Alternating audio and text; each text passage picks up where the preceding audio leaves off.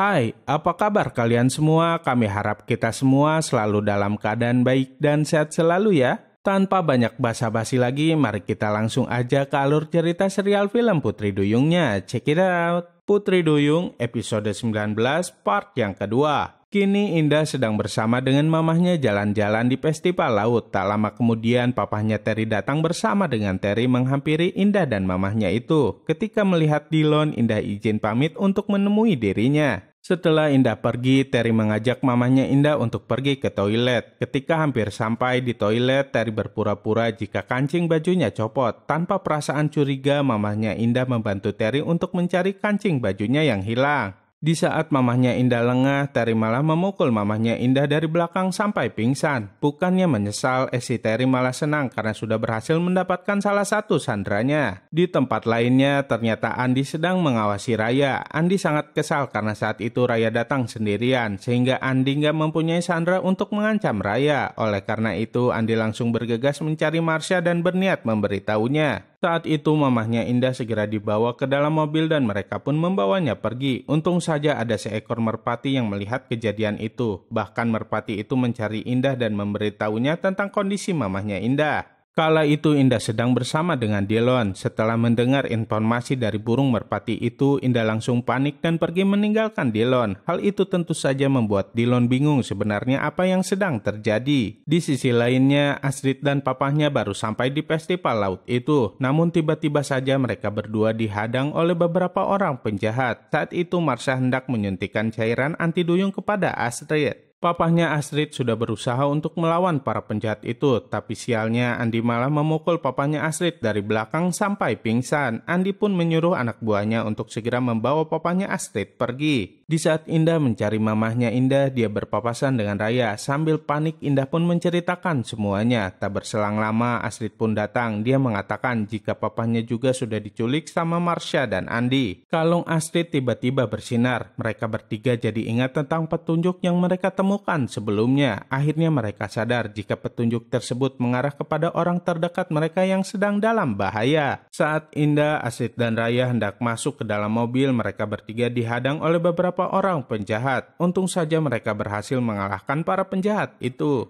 Setelah itu, handphone Astrid berbunyi. Ternyata itu telepon dari Andi. Andi bilang jika mereka semua ingin mamahnya Indah dan papahnya Astrid selamat, mereka bertiga harus menemui Andi di laut. Singkat cerita, Indah, Astrid dan Raya sudah sampai di dermaga. Mereka sangat kesal karena kali ini perbuatan Andi sudah sangat keterlaluan. Indah bertanya di mana mamahnya berada. Andi berkata jika mamahnya Indah sudah hampir mati di sana. Tanpa berpikir panjang, Indah, Astrid dan Raya langsung menceburkan diri mereka ke laut. Ternyata Marsha hendak menceburkan mamahnya Indah ke dalam laut. Kala itu mamahnya Indah berada di dalam sebuah peti. Mamahnya Indah sudah hampir kehabisan napas. Indah terus berusaha untuk menyelamatkan mamahnya itu. Indah sangat berharap jika ibunya itu akan baik-baik saja. Di saat Indah lengah, Marsha hendak menyerangnya. Namun dengan kekuatan Indah, dia berhasil mengusir Marsha pergi menjauh. Tak lama kemudian, Astrid datang untuk membantu Indah untuk mengangkat peti itu ke daratan. Tak hanya itu saja, Astrid kemudian menggunakan kekuatan cincin papahnya itu untuk membuka peti tersebut. Astrid segera pamit sama Indah karena papahnya Astrid masih dalam bahaya. Setelah menemukan keberadaan papahnya, Astrid meminta Andi untuk melepaskannya, namun Andi tetap nggak mau. Raya berusaha untuk mengalihkan perhatiannya Andi sehingga Astrid bisa menyelamatkan papahnya. Saat itu Andi terus mengejar Raya. Setelah merasa jika papahnya sudah aman, Astrid kembali ke laut untuk menyelamatkan Raya. Raya sepertinya sedang dalam masalah besar. Tak hanya Andi, Raya pun malah diserang oleh para ubur-ubur juga. Raya sudah berusaha untuk menghindari mereka, tapi sialnya Raya malah keburu disengat oleh para ubur-ubur itu sampai pingsan.